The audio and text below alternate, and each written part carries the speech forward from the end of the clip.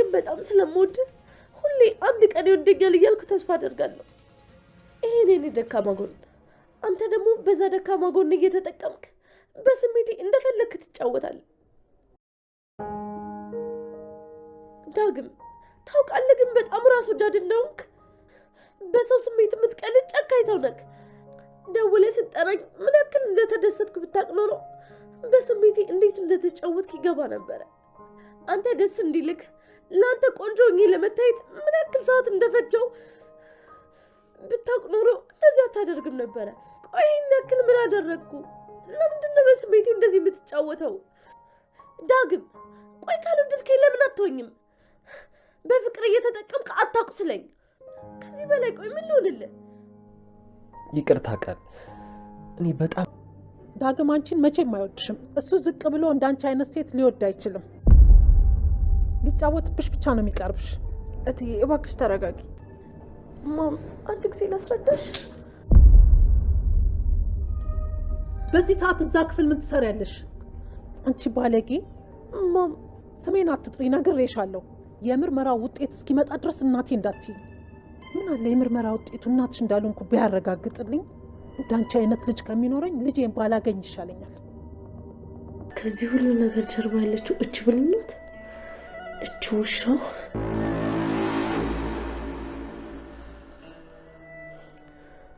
አለቃትም።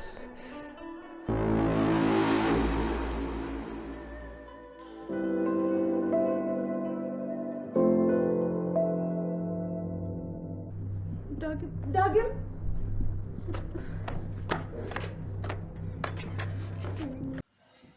ሰላም ሰላም፣ ወደ ቻናል ቤተሰቦች እንዴት ናችሁልኝ? እንኳን ወደ እኔ ቻናል በሰላም መጣችሁ።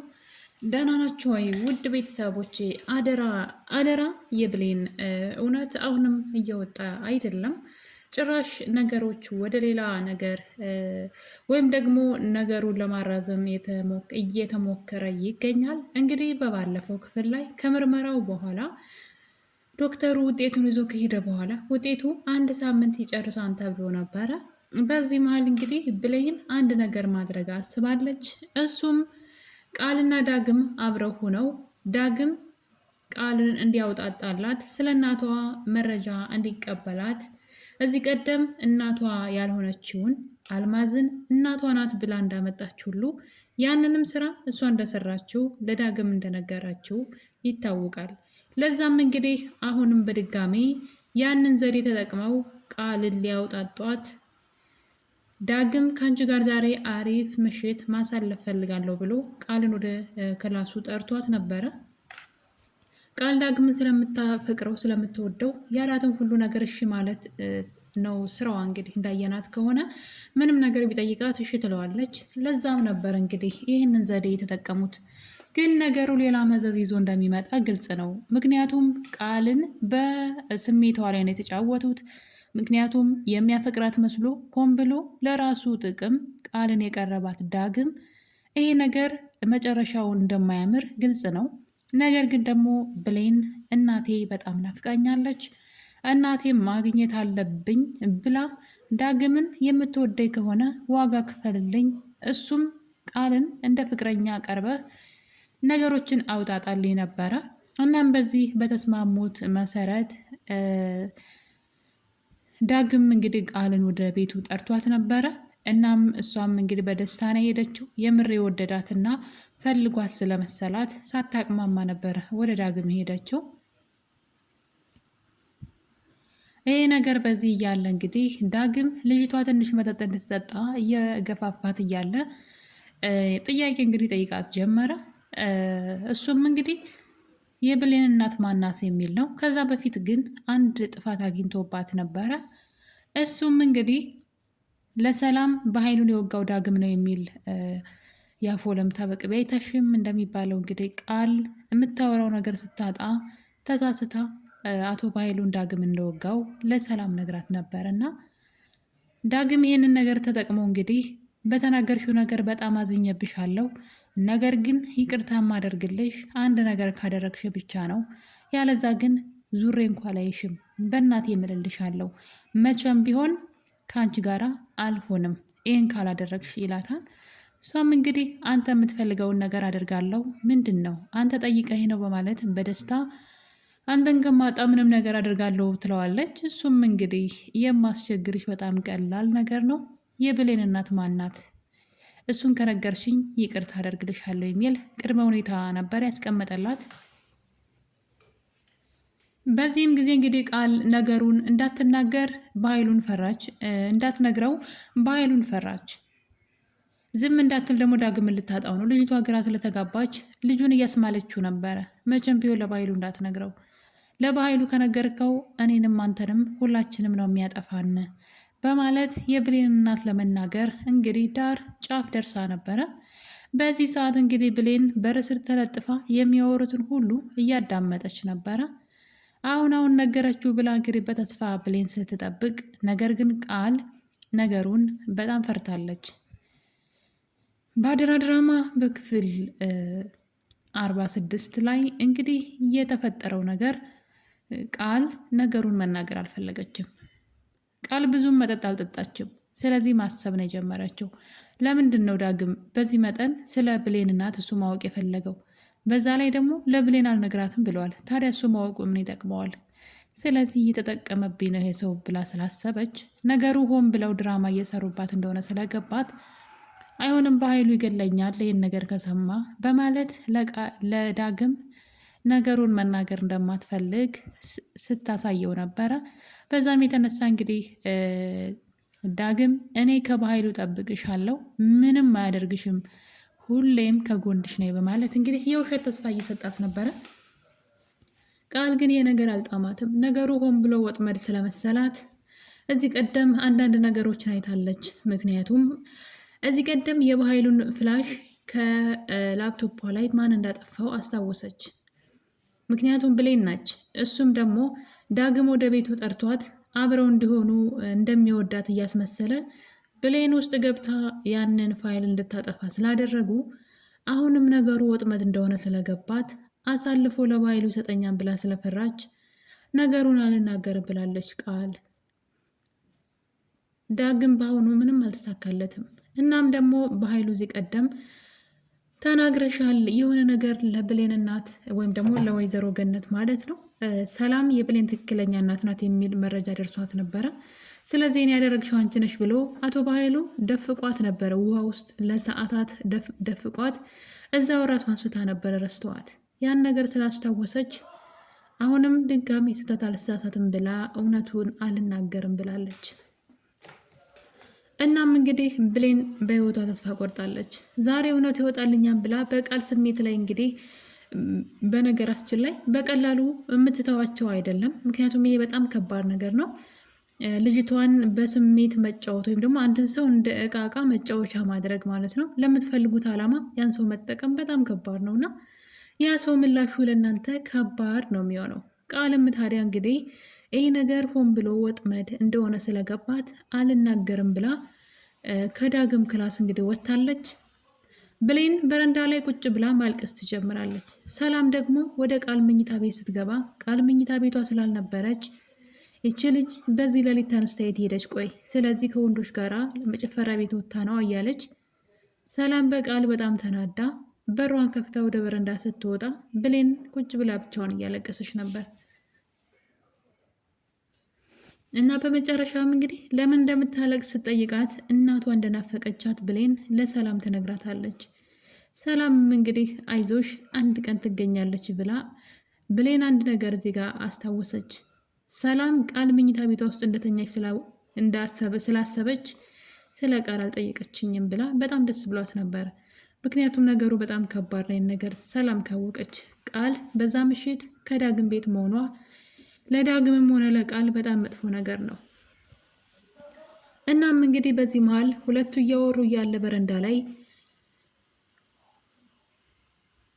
ቃልና ዳግም በነገሩ ስላልተስማሙ ቃልም ልትጠቀምብኝ ፈልገህ ነው እንጂ የምር ፈልገው አይደለም፣ የምር እኔን ወደኸኝ አይደለም፣ አሁን እንደገባኝ ከሆነ ሆን ብለህ ብሌን ልካ ነው፣ ለዛ ነው እኔን እንደ አውጣጣልኝ ብላ ነው አይደለ በማለት አልፈልግም ብላ እንግዲህ ነገሩን አልናገርም ብላ ከዳግም ቤት በር ከፍታ ስትወጣ ሰላም እጅ ከፍንጅ ትይዛታለች። በዛ ሌሊት ማለት ነው።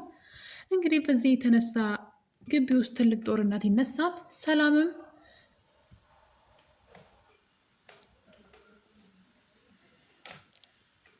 ዳግምን ከዚህ ቤት ቶሎ ቃል ይዘህ ውጣልኝ፣ እዚህ ቤት ውጣ እያልኩ ጭራሽ ደግሞ ሌላ ጥፋት ትጨምራለህ ወይ አንተ ባለጌ በማለት እንግዲህ ዳግምን እንደ አዲስ ትነሳበታለች። ምክንያቱም ደግሞ ከዛ በፊት እንግዲህ ቃል በነገሮቻት ነገር ቤቱን ለቆ እንዲወጣ ማስጠንቀቂያ ሰጥተው ነበረ። ወንድሜን ለመግደል የሞከርክ አንተ ጨካኝ ሰው ነህ፣ ስለዚህ ቤቴን ለቀህ ውጣ ብላ ማስጠንቀቂያ ሰጥተው ስለነበረ ጭራሽ ደግሞ ቃል ከሱ ቤት በሌሊት ስትወጣ ስታያት ነገሩ ተባብሶ ሰላም ዳግምን እቃህን ይዘህ ከቤት ይውጣ ብላ በሌሊት ከቤቱ አባረዋለች። በዚህ የተነሳ እንግዲህ ነገሮች ሁሉ ተባብሰው ብሌንም ከእሱ ጋር አብሬ እሄዳለሁ እንጂ ብቻውን ትቼው አልቀርም ብላ እንግዲህ ሰላም በግድ እጇን ይዛ ከግቢ እንዳትወጣ ስትከለክላት እያየን ነው። እናም በዚህ መሀል እንግዲህ ዳግም ለሰላም አንድ ነገር አስታውሷታል። ቤት እግዚአብሔር ነው፣ ብዙ አትመጸዳደቂ። ነገር ግን እኔ ነፍሰ ገዳይ ከተባልኩ አንቺ ምን ልትባይ ነው? አልማዝን ምን እንዳደረግሻት ረሳሽ እንዴ? ብለው እንግዲህ ለሰላም ልኳን ነግሯታል። ሰላም ቆይታን ያስታወሰችው ይህን ነገር ረስታው ነበረ። ሰውን ያክል ነገር ገላ እንደቀበረች ሰላም ትረሳለች መሰለኝ።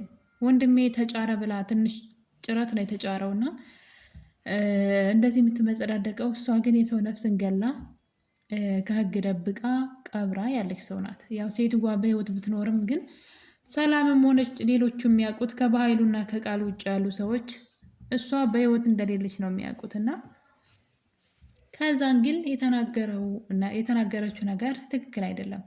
ዳግም ስለ አልማዝ ለሰላም በማስታወስ ሰላም ራሷን እንድትጠላና ራሷን እንድትስት እያደረጋት ነበረ። በነገሩ በጣም ደንግጣለች፣ የረሳችው ነገር ስለነበረ እንግዲህ በአልማዝ ሞት ሰላም ራሷን እስከ መሳት እና ደግሞ እስከ መቀወስ ድረስ ደርሳ ሆስፒታል ሁሉ ገብታ ነበረ። እናም እንግዲህ ከዛ በኋላ በመከራ ነው ደህና የሆነችው። ነገር ግን ዳግም አሁን በድጋሚ አስታውሷታል። ላስታውስሽ እንዴ ረሳሽው እንዴ? አንቺም እኮ አልማዝን ገለሽ ቀብረሻን ብሎ እንግዲህ ስህተቷን ሰዎች ላይ እጅሽን ከመቀሰርሽ በፊት የራስሽን ስህተት አርሚ በማለት ዳግም ምንም ሳያቅማማ ሻንጣውን ይዞ ከቤት ወጥቶ ሄዷል።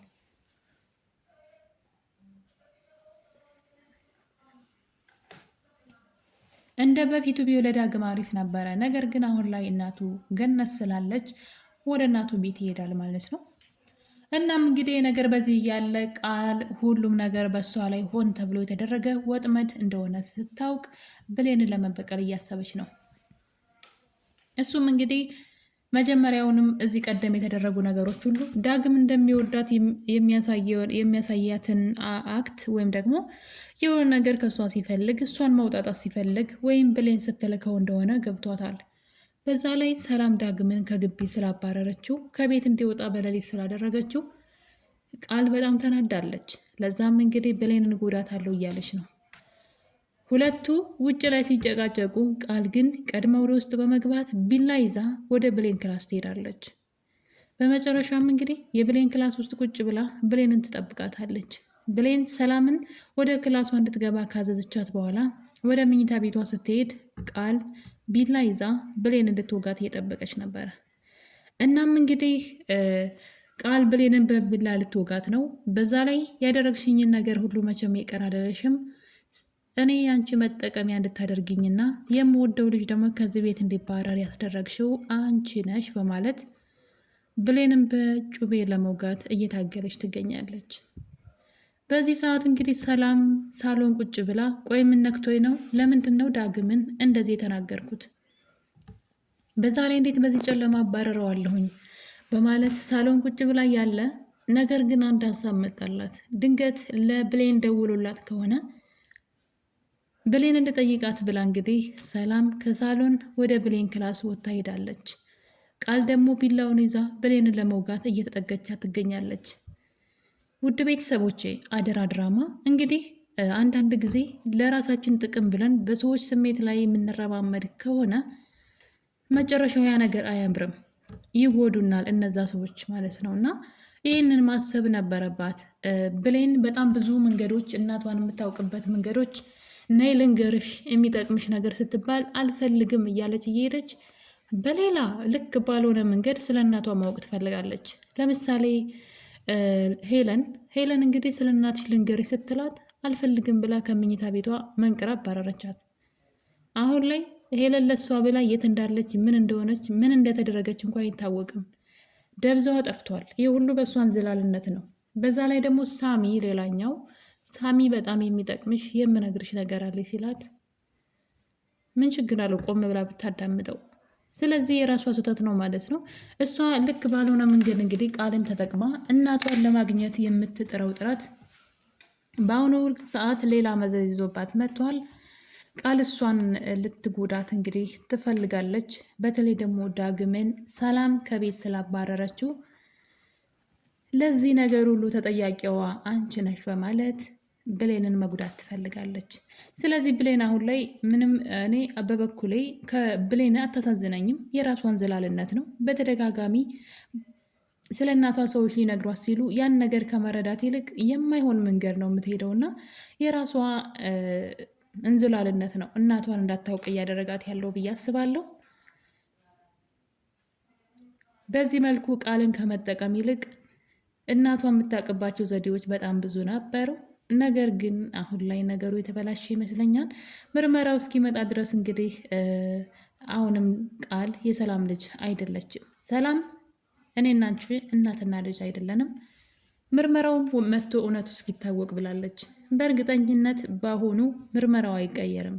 ምክንያቱም ዶክተሩ በጣም ጎበዝና ታማኝ ሀቀኛ ዶክተር ስለሆነ ጊዜውን ጠብቆ ምርመራው መምጣቱ አይቀርም። ያኔ ቃል የት ልትገባ ነው ሲሆን ከሁሉም ጋር በፍቅር ሆና በተለይ ደግሞ ሰላምን ምርመራው ከመምጣቱ በፊት ይቅርታ ጠይቃ ወንጀሏን ብታቀል መልካም ነበረ። ሰላምን ይቅርታ ብትጠይቃትና እውነቱን ብትነግራት ምናልባት ላታሳስራትም ትችላለች ብዬ አስባለሁ። ነገር ግን ቃል እንግዲህ ፍቅር እያለች አሁን ላይ ሌላ ስህተት ከመጣችበት ስራ ጎደን ብላ ሌላ ነገር ውስጥ ገብታለች። ውድ ቤተሰቦቼ አደራ ድራማ በክፍል 46 እንግዲህ በጣም አስደንጋጭ ነገሮችን እያየን ነው። እኛ የምርመራው ወረቀት መጥቶ እውነቱ ይወጣን ስንል ጭራሽ ነገሮች ወደ ሌላ መስመር እያመሩ ነው። እንግዲህ ቃል ብሌንን ከጎዳቻት ነገሩ ሁሉ ይበላሻል። ወይ ሰላም ደርሳ ታድናት ይሆን ወይስ ቃል ተወጋት ይሆን ብሌንን የሚለው በቀጣይ በክፍል 47 እንግዲህ እስከምንገናኝ ድረስ የዛሬው የአደራ ክፍል 46 ይህን ይመስል ነበረ። መልካም ጊዜ